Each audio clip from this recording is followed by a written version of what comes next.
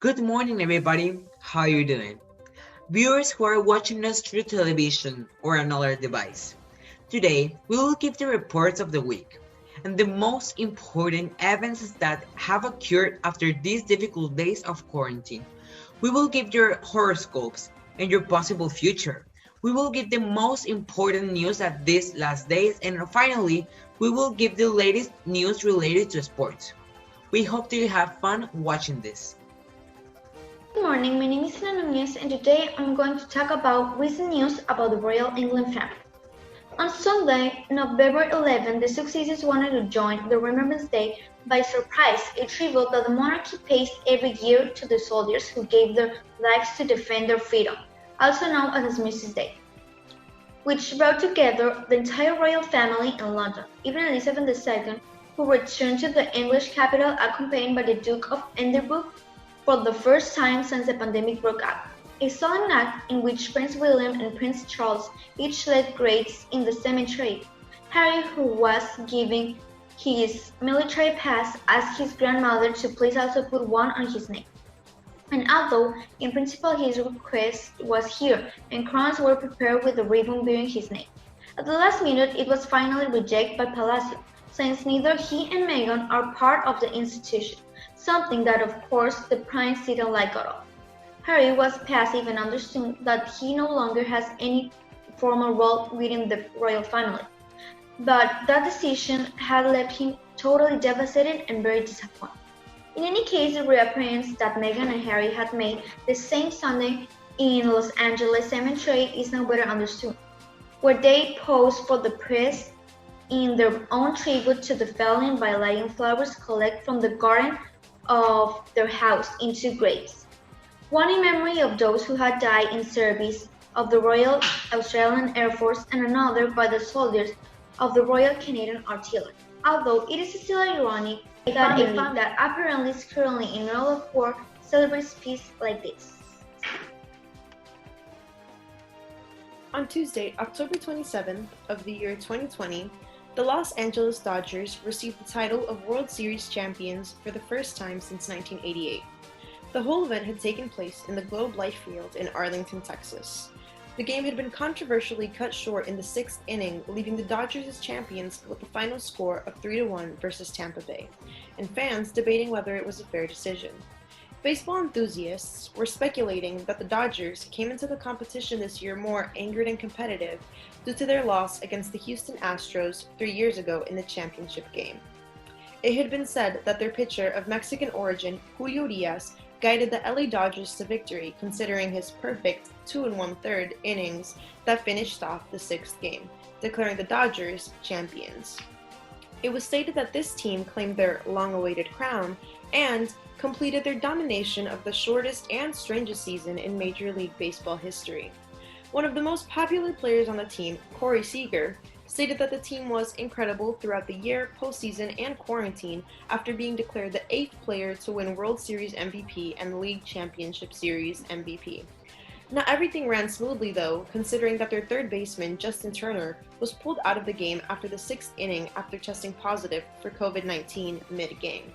While it is still arguable whether the Dodgers deserved the win or not, it is definitely remarkably outstanding that they were ending this 32-year loss streak and made history.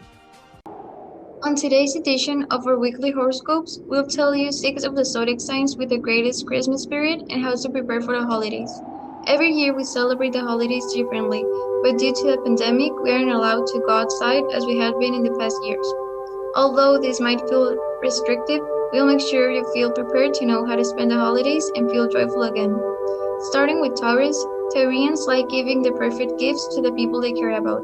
So, a recommendation is to ask for their Amazon wishlist and buy what you most like for them. Up next, we have Cancer. Cancerians have played the biggest role in the kitchen, usually because they were baking for their loved ones to feel comfortable. Our recommendation is to let the people around you help. Now, with our characteristic sign Leo, they had enjoyed the holidays throughout the years, because this meant that they could gather with their loved ones, but considering the actual pandemic, we recommend you to invite your special people to a Zoom meeting and watch a movie together. Continuing with Virgos, We know that the holidays can be stressful, especially if you were planning on having everything to perfection. So, our recommendation is to divide your task for each day so you don't get frustrated. Next, we have Aquarius. Aquarian people are very selective with the people they want to be surrounded by, so we recommend you to make homemade gifts to show how much you love them. Last but not least, Pisces. The people born under this sign love spending their time and money on the people they care about, so this time of the year it is perfect for buying their Christmas gifts instead of leaving it to the last minute. Thank you and see you in the next one. Now let's talk about Cardinals versus Bills game. Cardinals won this game, but in my opinion, it was a very good game because Bills were 2 points apart of Cardinals, but still couldn't do it to win the game. Another game was Vikings versus Bears. This one happened on Saturday 15. The lead on this game took it Vikings with 6 points apart, with a total lead of 19 to 13. These ones are all the games of the last week, and now I'm going to talk about the games of this week. Some of the games are going to be Seahawks versus Cardinals on Tuesday, Browns versus Eagles on Sunday, and that's it. Thank you. The next game is Browns versus Texas on November 15. This game was kind of sad. The lead took it Browns with 10-7. Really 10-7 in 1 hour they couldn't do more. That's too bad. Good morning, my name is Larissa Guzman and today I'm going to talk about some of the games of the NFL.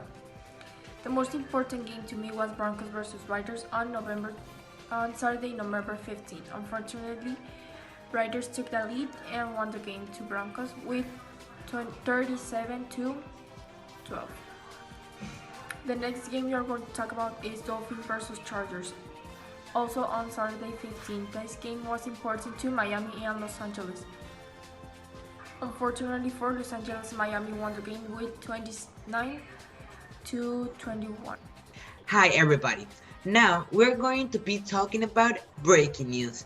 Guitar Center, the biggest musical instrument retailer in the US, files for bankruptcy. The 61-year-old company says that it's not going out of business. Sam Kelly Loeffler, the runoff of Georgia seat, tests negative for COVID-19 testing. Police have arrested a 15-year-old Milwaukee boy in connection with the shooting at Suburban Mall Friday that left 8 people injured. Pat Quinn, one of the co-founders of the viral ALS Ice Bucket Challenge, died this Sunday at the age of 37 years old. Biochemical company AstraZeneca says that coronavirus vaccine has shown 70% of effective and average. President-elect announces his nominations for Homeland Security, Secretary of State, and Director of National Intelligence. Biden will choose Janet Yellen, former Federal Reserve Chair, as Treasury Secretary, and sources say she's the first woman to have this role. Michigan certifies election results, formally granting Biden's state 16 electoral votes and all erasing Trump's pathway of overturning the election. Trump's administration informs Joe Biden they are ready to begin the formal transition process, according to a letter obtained by CNN.